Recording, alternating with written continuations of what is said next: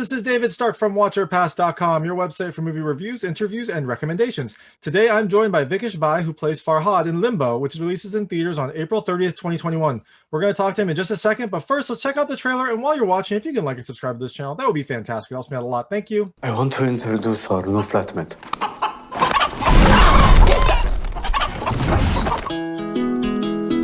A funny thing happened to Omar on his way to freedom. Hey! You one of their refugees? Yes.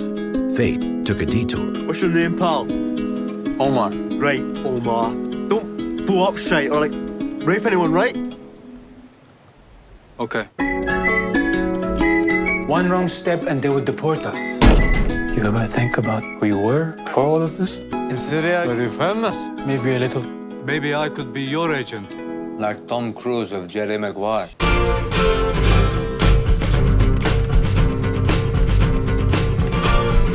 You can be whatever you want as long as you work hard enough. Hey, Paul!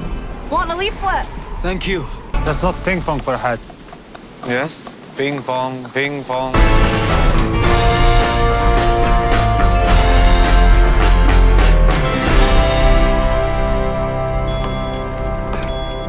Hello?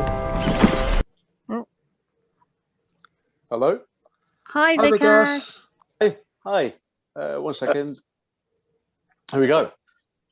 Hello. Hello. Hi, David. What are you doing? Can you tell how I'm feeling? I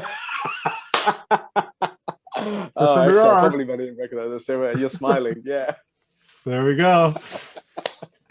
Excellent. I am so excited to talk about this film. Thank you so much for joining me. Oh, my pleasure. Thank you for having me. Of course. So, this is such an interesting, kind of quirky film. How did you get involved in this?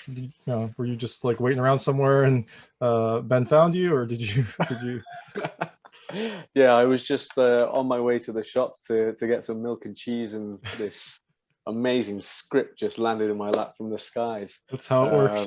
It was, yeah. I mean, what a godsend to have something like this come into my path. In all honesty, it was the usual process for me. Auditioning. I got the sides and I taped the scenes and I sent them off. And I really didn't think that I'd be in with a chance. I thought initially that maybe this character is perhaps a little too old, or the weight of it might be something that I'm not able to carry, but it really resonated with me. And I remember when I read the script, I just didn't want it to end. It was I knew I was reading something really special.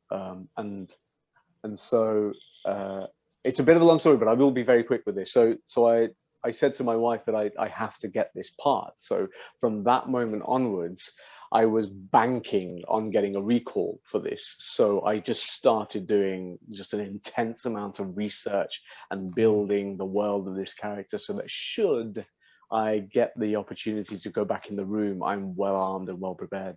And I did. And in total, it was about 7 or 8 auditions that I had to do.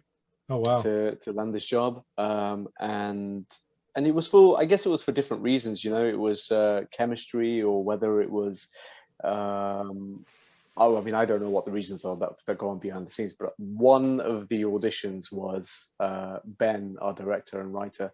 He sent a message saying, we'd like you to come in and do a hot seating session. Now, if you don't know what a hot seating session is, it's basically where you sit in character and people ask you loads of questions and you stay in character. And this went on for about half an hour. Oh, wow. And I loved it. It was amazing. I was just, in my element, enjoying it. So I don't know if I've answered your question, David, but that's how it came into my life. Yeah. You answered it and then some. That was fantastic. And that's always how it works in movies, right? Like, you really want a character, you think you're perfect for it, and you get it because you work hard and do your best, right? That's just how it always works. That's the business, man. Yeah. Just like that. Boom. And so this film is, I love the tone and the feel of this film, this kind of like very serious type of comedy. Now, did that resonate in the script? Did you kind of get that sense when you first found this character, or did that kind of come to fruition as you went back for more auditions? No, 100%. That was there, and a lot of it was on the page. And I think that's the mark of a really great piece of writing. When, as an actor, not that you don't have to do a lot of work, but that the images and the comedy and the story, the characters, they just leap off the page, and it's not like you're having to dig around to find all of these wonderful moments. I mean, from page one, where we meet Helga and Boris, played by, I mean, right? I mean, you're laughing now, but I was laughing reading this stuff. So, and then to see Sidse, Babett, Knudsen, and Kenneth Collard play these characters to just do a level of masterclass, man, was amazing. Yeah, that first scene, I was like, okay, so this feels a little bit like Napoleon Dynamite, and then kind of as you're watching the film, you're like, oh, but this has like a much more interesting and kind of important message than Napoleon Dynamite was a great film, but this film just feels like it touches on cultural issues and kind of the current migrant situation, but does it in such a refreshingly different tone that I didn't really know what to expect, but I loved every second of it.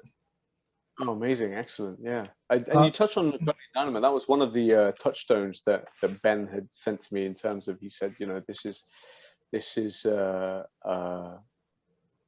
film that might help in terms of just to get your head into the realms of the type of comedy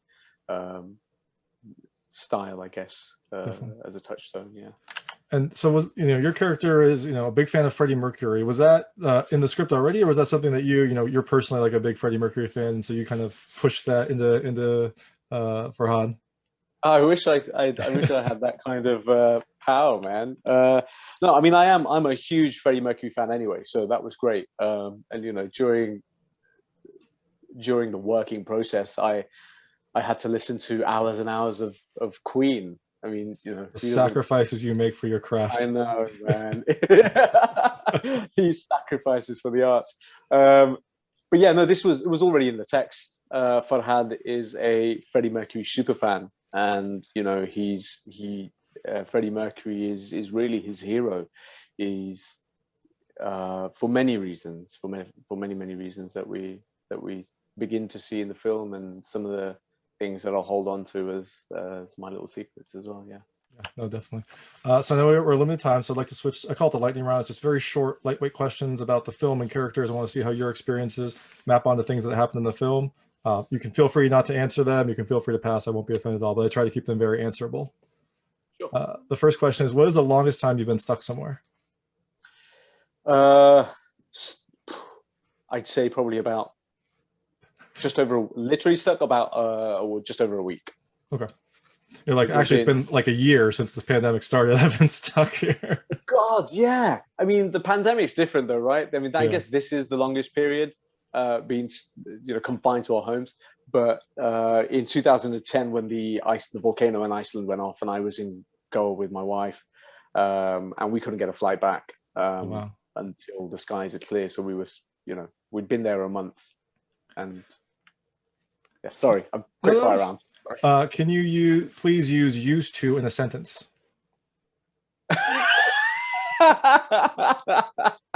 I used to be good at answering questions quickly. Excellent. You're still doing well. Can you play an instrument?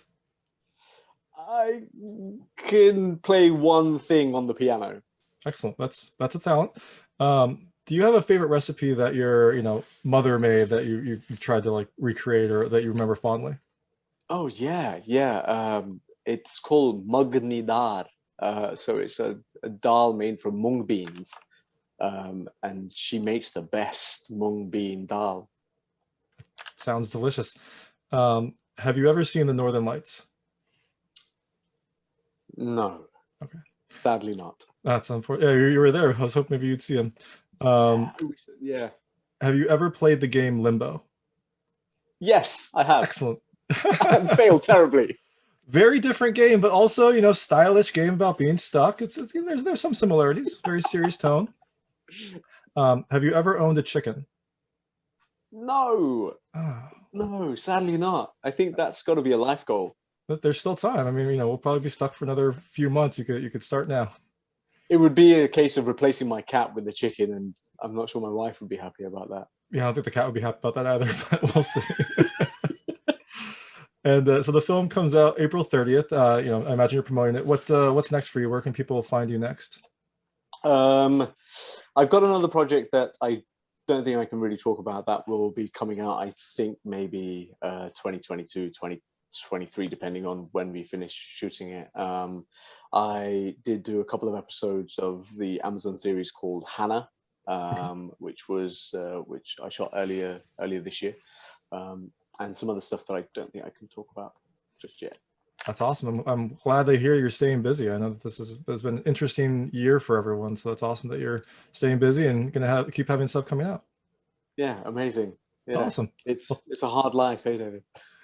It is, but then you get to work on these interesting films and interesting characters. So that's sounds pretty good to me.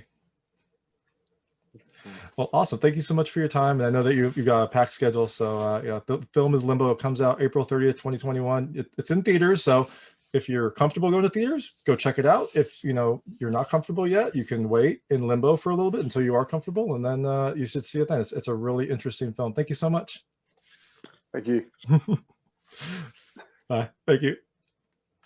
That was Vikash Bhai, who plays Farhad in Limbo, which is releasing in theaters April 30th, 2021. So you can check it out then if you're comfortable, or wait, you can wait a while. The movie's about waiting, so you can wait a little bit until you're ready, and then you can go see it. If you like this interview, please like and subscribe to this channel. It helps me a lot to make sure all my new interviews go straight to you. And as always, please go to watchyourpast.com for all your movie reviews, interviews, and recommendations. Thank you.